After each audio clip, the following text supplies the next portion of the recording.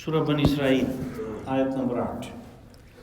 اعوذ باللہ من الشیطان الرجیم، بسم اللہ الرحمن الرحیم۔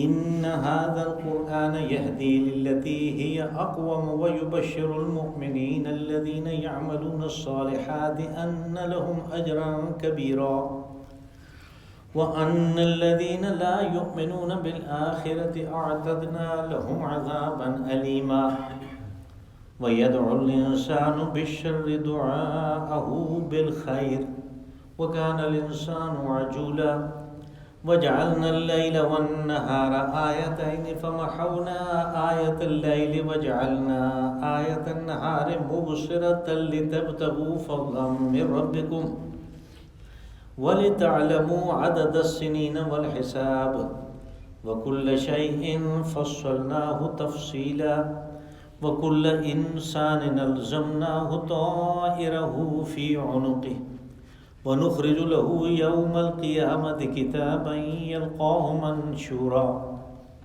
اقرأ كتابك كفى بنفسك اليوم عليك حسيبا من اهتدى فإنما يهتدي لنفسه ومن ضل فإنما يضل عليها ولا تزر وازرة وزر أخرى وما كنا معذبين حتى نبعث رسولا۔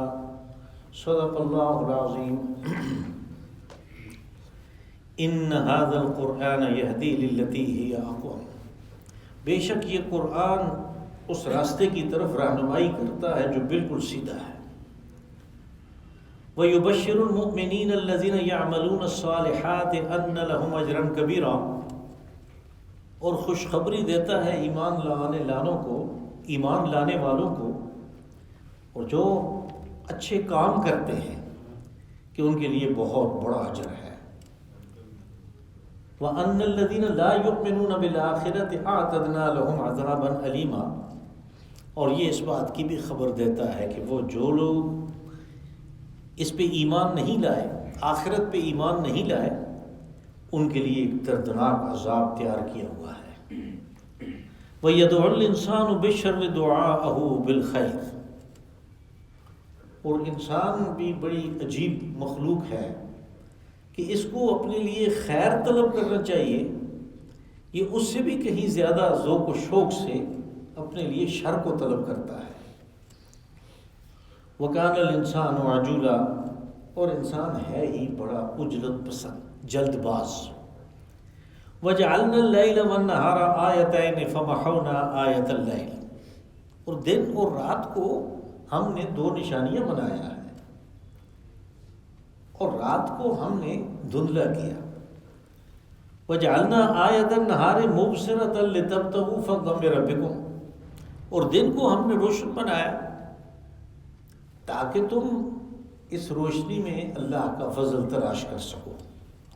وَلِتَعْلَمُوا عَدَدَ السِّنِينَ وَالْحِسَابَ، اور پھر سالوں کی گنتی رکھو اور حساب کر سکو۔ وَكُلَّ شَيْءٍ فَصَّلْنَاهُ تَفْصِيلًا، اور ہر ضروری چیز کی ہم نے اس کے اندر تفصیل اس کتاب کے اندر دے دی ہے۔ وَكُلَّ إِنسَانٍ أَلْزَمْنَاهُ طَائِرَهُ فِي عُنُقِهِ، اور ہر انسان کا نصیبہ اس کے اپنے گلے میں لٹکا ہوا ہے۔ وَنُخْرِجُ لَهُ يَوْمَ الْقِيَامَةِ كِتَابًا يَلْقَاهُ مَنشُورًا، اور یہ ہم اس کو نکال کے دکھائیں گے قیامت کے دن ایک کھلی ہوئی کتاب کی طرح۔ اقرا کتابک، اسے کہا جائے گا کہ اپنا اعمال نامہ پڑھ لے۔ کفا بنفسک اليوم علیک حسیبا، آج کے دن تو اپنے احتساب کے لیے خود ہی کافی ہے، خود دیکھ لے۔ من اہتدی فانما یہتدی لنفسہ، جس نے صحیح راستے پہ چلنے کی خواہش ظاہر کی تو وہ چلے گا اور اپنا فائدہ کرے گا، اپنے لیے چلے گا۔ ومن ضل فانما یضل علی نفسہ، اور جو گمراہ ہوگا تو اس گمراہی کا وبال بھی وہ خود ہی بھگتے گا۔ ولا تزر وازرۃ وزر اخری، اور کوئی شخص بھی کسی دوسرے کا بوجھ نہیں اٹھانے والا۔ وما كنا معذبین حتی نبعث رسولا، اور نہیں ہم کسی کو عذاب دیتے ہیں جب تک کہ رسول بھیج کے اتمام حجت نہ کر دیا جائے۔ یہ کل کے مضمون سے ہی اس کا یعنی تتمہ، اسی کی تکمیل ہے۔ وہاں پہ جو یہود اور مشرکین مکہ ہیں، ان سے خطاب تھا کہ تم ایمان لاؤ، اور خاص طور پہ یہود کو یہ بات کہی گئی کہ تم خواہ لوگوں کے اوپر یہ دھونس جماتے پھرتے ہو کہ ہم اللہ کے بڑے لاڈلے، بڑے چہیتے اور ایک خاص مخلوق ہیں، جنت ہمارے لیے بنی، دوزخ دوسرے لوگوں کے لیے بنی ہے۔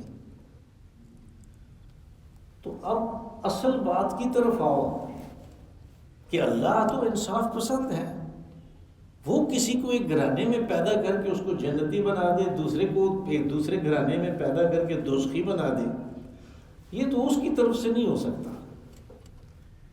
بس ان کو کہا گیا کہ وہ راستہ جو جنت کی طرف جاتا ہے، جو اللہ کی طرف جاتا ہے، تو وہ تو مختصر ترین ہے۔ اقوم قائم کہتے ہیں سیدھے کو، اور اقوم جو ہے اس کا مبالغہ کا صیغہ ہے جو بالکل سیدھا ہو۔ اب جو بالکل سیدھا ہوتا ہے وہ اصل میں مختصر ترین بھی ہوتا ہے۔ جب ہم جیومیٹری پڑھتے تھے اسکولوں میں تو خط مستقیم کی تعریف کرتے تھے کہ وہ کیسا خط ہے۔ اس کی تعریف میں یہ بات آتی تھی کہ دو نقطوں کے درمیان کم سے کم فاصلہ جو ہے وہ خط مستقیم ہے، وہ اسٹریٹ لائن ہے۔ آپ اس کو کسی بھی جگہ سے ٹیڑھا کر دیں گے وہ اس مستقیم سے زیادہ ہو جائے گا لمبائی میں۔ یہی حال جنت کے راستے کا ہے کہ جو راستہ اللہ نے بتایا ہے، رسول علیہ السلام نے بتایا اور اس کے اوپر چل کے دکھایا، اور پھر ایک جماعت تیار کی جو اس راستے پہ چلی، صحابہ اکرام کی، وہ جنت کا مختصر ترین راستہ ہے۔ یعنی اس راستے میں جنت آپ کو کہاں ملے گی؟ یہاں تک کہ اس راستے کی یہ بات ہے کہ قرآن پاک نے گواہی دی کہ مرنے سے پہلے اس کے پاس ملائکہ آ جاتے ہیں۔ ان الذين قالوا ربنا الله ثم استقاموا تتنزل عليهم الملائكة الا تخافوا ولا تحزنوا وابشروا بالجنة التي كنتم توعدون۔ یعنی موت سے پہلے، اس عالم میں ٹرانسفر ہونے سے پہلے ملائکہ آ کے اس کو خبر دیتے ہیں کہ تمہیں تو پریشان ہونے کی، غم کرنے کی ضرورت ہی نہیں ہے، تمہارے لیے تو وہ جنت تیار ہے جس کا تمہارے ساتھ وعدہ کیا گیا تھا۔ اتنا مختصر ہے، اتنا مختصر ہے کہ جنت کی بشارت اس کو دنیا میں ملتی ہے، اور عالم برزخ میں جہاں بھی اس کو رکھا گیا اس کے لیے جنت کی کھڑکی کھول دی جاتی ہے، اس کو اپنا مستقبل نظر آتا ہے، اور وہ عالم برزخ اس کے لیے اتنا مختصر ہوتا ہے کہ گویا لمحوں کی بات ہے، لمحوں کی بات ہے۔ یعنی جیسے مثال دے کے نبی صلی اللہ علیہ وسلم نے سمجھایا کہ جیسے ایک ملائکہ آیا اور اس کے ہاتھ میں تسبیح تھی وہ ٹوٹ گئی۔ اب یہ جو عالم برزخ میں ہے، یعنی میں بار بار عالم برزخ اس لیے استعمال کرتا ہوں کہ ہم قبر کا وہ مفہوم سمجھے کہ جہاں ہم مردے کو دفن کر کے آتے ہیں، بھائی یہ مٹی کا مال تھا، مٹی میں چھوڑ دیا، وہ مٹی اس کو کھا جائے گی۔ جو اصل انسان ہے وہ نکل کے ایک اور عالم میں چلا گیا، منتقل ہو گیا، کہتے ہیں انتقال کر گیا۔ یہ کیسا ٹیکنیکل لفظ ہمارے بزرگوں نے نکالا کہ انتقال کر گیا، وہ منتقل ہو گیا، جہاں بھی گیا اس عالم کا ہمیں پتہ نہیں ہے، وہ جہاں بھی گیا وہ اتنا مختصر ہوتا اس کے لیے کہ وہ دونوں، یعنی یہ اس دنیا سے جانے والا اور فرشتہ، یہ دونوں لگ کے وہ دانے جو ہیں جو گر گئے تسبیح کے وہ چنتے ہیں کہ دانے گر گئے، تسبیح ٹوٹ گئی۔ ابھی وہ یہ کام کر ہی رہے ہوتے ہیں کہ سور پھونک جاتی ہے اور قیامت برپا ہو جاتی ہے۔ تو یہ اتنا مختصر ہے، یعنی اس کی مختصر ہونے کی مثال سمجھائی کہ جنت کی طرف جانا کتنا جلدی ہے، اس کو بعید خیال کرنا تو بالکل ناممکن ہے۔ شرط کیا ہے ان ھذا القرآن یہدی للتی ہی اقوم، کہ اس راستے کی طرف رہنمائی کرے گا، اس کی ہدایت کرے گا، وہ راستہ دکھائے گا تمہیں یہ قرآن۔ اور صرف راستہ ہی نہیں دکھاتا کہ راستہ دکھا کے چھوڑ دے، وَيُبَشِّرُ الْمُؤْمِنِينَ، اور جو اس کے ماننے والے ہیں کہ واقعی یہی صحیح راستے کے پہ چلنے کا ہے اور جنت کا راستہ اسی سے معلوم ہوتا ہے، ان کا اس بات پہ ایمان ہے، اس کے نتیجے میں وہ عمل صالح کرتے ہیں، یعنی ان اعمال کا ارتکاب کرتے ہیں، وہ اعمال ان سے سرزد ہوتے ہیں کہ جن کا ثبوت اس میں موجود ہے، اور جن کے اوپر قرآن پاک اترا ان کی زندگی میں اس کا ثبوت موجود ہے، ان اعمال کے اوپر چلتے ہیں۔ ان کے لیے خوشخبری ہے، ان کو خوشخبری دیتا ہے، اور وہ خوشخبری یہ ہوتی ہے کہ ان لہم اجرا کبیرا، اس خوشخبری کو، اس چیز کو مبہم رکھا، اس ابہام کے اندر اصل میں بہت کچھ ہے جس کو بیان نہیں کیا جا سکتا، اگر بیان کر دیا جائے تو وہ ہماری سمجھ میں ہی نہیں آئے گا، یعنی جو عالم ہم نے دیکھا ہی نہیں ہے، جس کا ہمیں پتہ ہی نہیں ہے، اس کی بات کیسے سمجھ میں آئے گی؟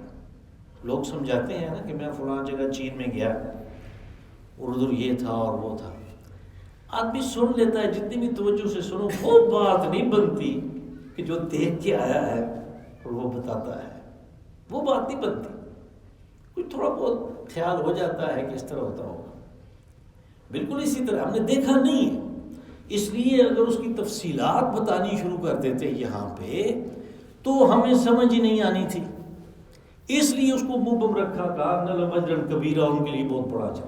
اب دیکھیں یہ کبیر کون کہہ رہا ہے؟ اللہ، اور جس چیز کو اللہ نے کبیر کہہ دیا اس کی بڑائی کا اور اس کی عظمت کا، اس کی شان کا کیا اندازہ ہوگا؟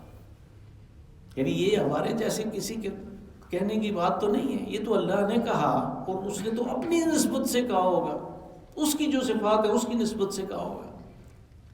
لیکن ساتھ ہی ان لوگوں کے لیے کہ جن کا آخرت پہ ایمان نہیں ہے، آخرت پہ اس زمانے میں آپ دیکھیں جب یہ قرآن پاک اتر رہا ہے، بہت سے لوگ اس بات کو جانتے تھے کلام کو سمجھنے کی وجہ سے کہ یہ انسانی کلام نہیں ہے، تو جب یہ کہتے ہیں تو ٹھیک ہے، فرشتہ لے کے آیا ہوگا، وہی ہوئی ہوگی، اس کو قرآن پاک وہ تسلیم کرتے تھے۔ ہمیں روایات میں یہ چیز بھی ملتی ہے کہ ایک رات ابو جہل وہ کھڑا رسول اللہ صلی اللہ علیہ وسلم کے مکان کے باہر، ایک یعنی دروازے والے نہیں، دوسری سائڈ پہ، اور ایک دوسرا یعنی مشرکین سرداروں میں سے ایک وہ دوسری سائڈ پہ کھڑا ہے، ایک تیسرا آیا، اس نے ان دونوں کو دیکھا تو اس نے کہا کیا کر رہے ہو؟ تو یہ کچھ کھسیانے سے ہو گئے، اور وہ خود بھی اسی کام سے آیا تھا، اور یہ کام یہ تھا کہ نبی صلی اللہ علیہ وسلم نماز میں قرآن پاک کی تلاوت کر رہے ہیں اور یہ سن رہے ہیں، اس لیے کہ وہ لوگ اس بات کو سمجھتے تھے کہ یہ کچھ اور ہی کلام ہے۔ لیکن آپ دیکھیں انہوں نے مخالفت کتنی کی۔ یہ مخالفت کس وجہ سے کی کہ اس کے اندر ایک چیز موجود ہے جس کو وہ ماننے سے انکار کر رہے تھے، اور وہ ہے آخرت، کہ ایک اور عالم برپا ہونا ہے۔ بس اس آخرت کو وہ اس لیے نہیں مانتے تھے کہ اس کو ماننے سے ان کی یہ دنیا ان کی ان سرداروں کی برباد ہوتی تھی، وہ سمجھتے تھے ایسا، اس لیے کہ اس میں ان جو سرداران مکہ تھے، جو قریش مکہ تھے، انہوں نے تو ایک استحصالی نظام بنایا ہوا تھا، ایک گھر میں 100 غلام تھا، اور انہوں نے کسی نے 10 شادیاں کی ہوئی ہیں، کسی نے 20 شادیاں کی ہوئی ہیں، حرم بھرے ہوئے ہیں۔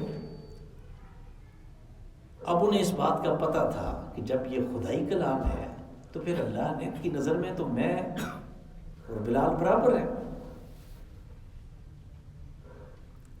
اسی طرح باقی غلام بھی برابر ہے، ہم یہ تسلیم نہیں کر سکتے۔ اس لیے انہوں نے آخرت کو ماننے سے انکار کر دیا اس بات کو سمجھتے ہوئے کہ یہ اللہ کا کلام ہے.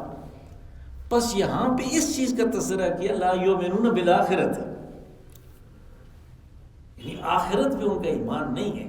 کہا ایسے لوگوں کے لیے ہم نے اعتدنا لهم عذابا الیما، ہم نے تیار کر رکھا ہے دردناک عذاب. یہ دوزخ کے عذاب کی، جہنم کی ایک تعبیر ہے. وَيَدْعُ الْإِنسَانُ بِالشَّرِّ دُعَاءَهُ بِالْخَيْرِ. کہا کہ انسان بھی بہت عجیب و غریب مخلوق ہے. جتنا اس کو زوردار طریقے پہ اپنے لیے بھلائی، خیر اور اچھی چیز طلب کرنی چاہیے، اس سے بھی زیادہ زور یہ برائی کی طرف دیتا ہے، اپنے لیے شر طلب کرتا ہے. اور وہ شر کیا ہے کہ وہ روز آتے تھے نبی صلی اللہ علیہ وسلم سے کہتے تھے ہمیں یہ معجزہ دکھاؤ، ہمیں وہ معجزہ دکھاؤ. اسی سورہ مبارکہ میں آگے ان کی بات آ رہی ہے. وَقَالُوا لَن نُؤْمِنَ لَكَ حَتَّى تَفْجُرَ لَنَا مِنَ الْأَرْضِ يَنبُوعًا. کہنے لگے ہرگز ہم ایمان نہیں لائیں گے جب تک کہ تم ہمیں یہاں سے چشمہ نکال کے نہ دکھاؤ. چشمہ بھی نہیں بلکہ ینبوع کا لفظ استعمال ہوا. یہ ینبع کی جمع ہے. ینبع چشمے کو کہتے ہیں، ابلتے ہوئے چشمے، وہ نکال کے دکھاؤ. او تکون لک من الجنت زخرفا، یا تمہارے لیے کچھ ایسا ہو کہ ایک محل تیار ہو جائے. اور جب تکون لک جنت من نخیل وعناب تجری من تحتها الانہار، کہ تمہارے لیے ایسا باغ ہو کہ جس میں انگور ہوں، جس میں کھجور ہوں، اس میں نہریں بہتی ہوں. یہ کر کے دکھاؤ. اب یہ اس قسم کے مطالبے کرتے تھے، جبکہ قرآن پاک نے اس سے پہلے یہ بتا دیا تھا کہ کسی کے مطالبے پہ جب ہم لے آتے ہیں معجزہ، جو کہ نبی کا کام نہیں، اللہ کا کام ہے، اور پھر وہ تسلیم نہیں کرتا، تو پھر اس کے ساتھ بہت ہی برا حشر ہوتا ہے. قوموں کی تاریخ سے یہ بات بتائی. قوم ثمود نے مطالبہ کیا، اللہ کے اذن سے، اللہ کے حکم سے وہ مطالبہ ان کا پورا ہوا معجزہ دکھانے کا. وہ ایمان نہیں لائے، ان کا نام و نشان مٹا دیا گیا. عرب ملک قوم تھی، عرب اقوام باہدہ میں سے، ان کی نسلوں میں سے کوئی بھی باقی نہیں ہے، سارے ختم ہو گئے. تو کہا یہ تو پھر عذاب کے لیے اپنا یعنی مطالبہ کرنا ہے، ان کو تو اچھائی کے لیے اس تک وہ دو سے بات کو مانگنا چاہیے. یہ برائی مانگ رہے ہیں. یدعو الانسان بالشر دعاءہ بالخیر وکان الانسان عجولا. کہا یہ سبب ہے انسان کی ایک خاص کمزوری کا، اور یہ کمزوری اس کے خمیر کے اندر ہے کہ یہ عجلت پسند ہے، یہ فوری نتیجہ چاہتا ہے. یعنی اس کو کہا گیا کہ جنت اور دوزخ کا فیصلہ مرنے کے بعد ہوگا، یہ کہتا ہے نہیں مجھے اب یہ کر کے دکھاؤ. یہ کہتا ہے کہ دعا مانگ لی ہم نے، ابھی تک کشمیر آزاد نہیں ہوا. دیکھو حرم میں دعائیں مانگ رہے ہیں، حج پہ لاکھوں لوگ کھڑے دعائیں مانگ رہے ہیں، فلسطین والوں کے اوپر ظلم ہو رہا ہے. اس کو جلدی پڑی ہوئی ہے، عجولہ. یہ انسان کی کمزوری ہے کہ یہ فوری رزلٹ جو ہے اس کے پیچھے بھاگتا ہے. اللہ کے وعدوں پہ اقرار کرنا، اس کو پہ اعتماد کرنا، یہ اصل بات ہے. وَجَعَلْنَا اللَّيْلَ وَالنَّهَارَ آیَتَيْنِ فَمَحَوْنَا آیَةَ اللَّيْلِ وَجَعَلْنَا آیَةَ النَّهَارِ مُبْصِرًا. اب اس کی مان بات یعنی یہ بات سمجھانے کے مان بات یہ آیا کہ تمہیں نشانی چاہیے نا ماننے کے لیے، تو دیکھو ہم نے رات اور دن تمہارے لیے دو نشانیاں رکھی. ایک کو ہم نے مخونا دھندلا کر دیا. اب چونکہ دوسری کی صفات پوری ہیں تو اس کی صفات جو ہے رات کی ان کو حذف کر دیا، وہ اس سے خود بخود سمجھ میں آتی ہے. اور وہ یہ ہے مقابلہ کرنے سے کہ اس کو دھندلا بنا دیا تاکہ تم آرام کر سکو، نیند کر سکو، تمہاری خوف دور ہو، اور اگلے دن پھر تم تر و تازہ ہو جاؤ. اور دن کو ہم نے مبصرہ روشن بنایا. لِتَبْتَغُوا مِنْ فَضْلِكُمْ، تاکہ تم اللہ کا فضل تلاش کرو، اپنے رب کا فضل تلاش کرو. قرآن پاک میں جب بھی رب کے فضل کی بات آتی ہے تو یہ ان چیزوں کے لیے ہے جو اب اپنی دنیا بنانے کے لیے، اپنی غذائی ضروریات پوری کرنے کے لیے، اور اپنے لباس کی ضروریات پوری کرنے کے لیے، اور اپنے دوسری چیزوں کے لیے ہم جو تگودو کرتے ہیں جو اللہ کی طرف سے ہمیں ملتا ہے، اس کو مختصر یہ کہ فضل کہا گیا۔ جو آخرت کے لیے ہم کرتے ہیں وہ رحمت ہوتی ہے۔ تو کہا یہ ہم نے روشن بنایا تاکہ تم لگے رہو اور اپنے لیے اللہ کا فضل تلاش کرو۔ وَلِتَعْلَمُوا عَدَدَ السِّنِينَ وَالْحِسَابَ، اور پھر دن کے آگے پیچھے آنے سے، اور وہ اتنے فکس طریقے پہ چل رہا ہے سسٹم لاکھوں کروڑوں سال سے، اور پتہ نہیں کتنا چلے گا، تو اس کے ذریعے سے انسان نے سال بنائے، مہینے بنائے، دن بنائے، اور وہ اس نے حساب کیا کہ یہ اتنے سال کا ہو گیا، اس کام کو اتنے سال ہو گئے، یہ سارا کام تمہارے لیے ہو گیا، کیا تو اللہ نے تھا۔ یہ سسٹم جو ہے سورج کا اور زمین کا، یہ تو اس نے بنایا تھا۔ وَكُلَّ شَيْءٍ فَصَّلْنَاهُ تَفْصِيلًا، اور کہا ہم نے اس کے علاوہ بھی بہت سی نشانیاں رکھی ہیں، اور ان کی ضرورت کے مطابق تفصیل ہم نے بہم پہنچا دی ہے، بات صرف فکر اور غور کرنے کی ہے۔ وَكُلَّ إِنسَانٍ أَلْزَمْنَاهُ طَائِرَهُ فِي عُنُقِهِ، اب جب ایسی باتیں سنا دی جاتی ہیں تو انسان کو ایک خیال آتا ہے، یعنی اپنی بچت کے راستے تو وہ ڈھونڈتا رہتا ہے نا، تو اس کو خیال آتا ہے کہ وہاں پہ یہ شفاعت کا سسٹم بھی تو ہے، فیصلے کے وقت کوئی سفارشی آ جائے گا ہمارا، ہمیں وہ ڈھونڈ کے تیار رکھنا چاہیے۔ تو ایسے تکیے اور ایسے آسرے اور اس قسم کے لوگوں نے اپنے لیے تیار رکھے ہوتے ہیں، اور ان کے بل بوتے پر اپنے اعمال کو، اپنے اعمال نامے کو خراب کرتے ہیں۔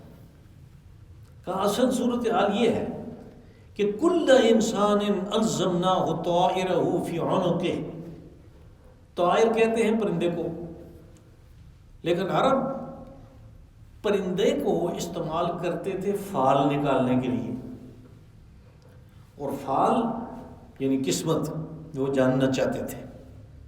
کبھی ایسے بھی کرتے تھے، بہت سے طریقے تھے، مثال کے طور پہ کبھی ایسے بھی کرتے تھے کہ آدمی نے کوئی فیصلہ کرنا ہے کہ مجھے یہ سفر کرنا چاہیے کہ نہیں، تو وہ ایک کبوتر پکڑ کے لے آتا تھا حرم میں، اور بیت اللہ کے دروازے والے سامنے والی سائڈ پہ کھڑے ہو کے وہ کہتا تھا کہ میں اس کو چھوڑوں گا، اگر ادھر سے گزر گیا تو یہ سفر میرے لیے مبارک ہے، اگر ادھر سے گیا تو مجھے نہیں جانا چاہیے، تو وہ اس کو چھوڑتا تھا۔ پرندوں کو استعمال کرتے تھے فال نکالنے کے لیے، اس لیے یہ لفظ اپنے معنی میں وسعت پیدا کرتے ہوئے یہ قسمت کے لیے استعمال ہونے لگا، نصیبہ، قسمت۔